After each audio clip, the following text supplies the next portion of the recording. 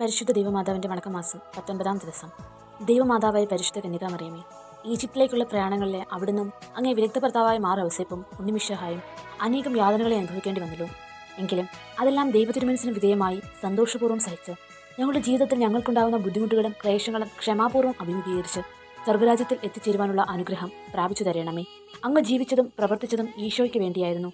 അതുപോലെ ഞങ്ങളും എല്ലാ കാര്യങ്ങളും ഈശോയ്ക്ക് വേണ്ടി ചെയ്യുവാനും സഹിക്കുവാനും ഞങ്ങളെ പ്രാപ്തരാക്കണമേ. സ്വർഗസ്ഥനായ ഞങ്ങളുടെ പിതാവേ, അങ്ങയുടെ നാമം പൂജിതമാകണമേ. അങ്ങയുടെ രാജ്യം വരണമേ. അങ്ങയുടെ തിരുമനസ് സ്വർഗത്തിലെ പോലെ ഭൂമിയിലുമാകണമേ. അന്ന് വേണ്ടുന്ന ആഹാരം ഇന്ന് ഞങ്ങൾക്ക് തരണമേ.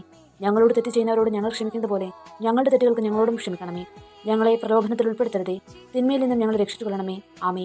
നന്മ നിറഞ്ഞ മറിയമേ സ്വസ്തി, കർത്താവ് അങ്ങയോട് കൂടെ സ്ത്രീകളിൽ അങ്ങ് അനുഗ്രഹിക്കപ്പെട്ടവളാകുന്നു. അങ്ങയുടെ ഉദരത്തിൻ ഫലമായ ഈശോ അനുഗ്രഹിക്കപ്പെട്ടവനാകുന്നു. പരിശുദ്ധ മറിയമേ, തമ്പുരാന്റെ അമ്മേ, പാപികളായ ഞങ്ങൾക്ക് വേണ്ടി ഇപ്പോഴും ഞങ്ങളുടെ മരണസമയത്തും തമ്പുരാനോട് അപേക്ഷിച്ചു കൊള്ളണമേ. ആമേ. പിതാവിനും പുത്രനും പരിശുദ്ധാത്മാവിനും സ്തുതി, ആദിയിലെ പോലെ ഇപ്പോഴും എപ്പോഴും എന്നേക്കും. ആമേ. സുഹൃതജപം. വിനയത്തിന്റെ മാതൃകയായ കന്യകാമാതാവേ, ഞങ്ങളെ വിനയം പഠിപ്പിക്കണമേ.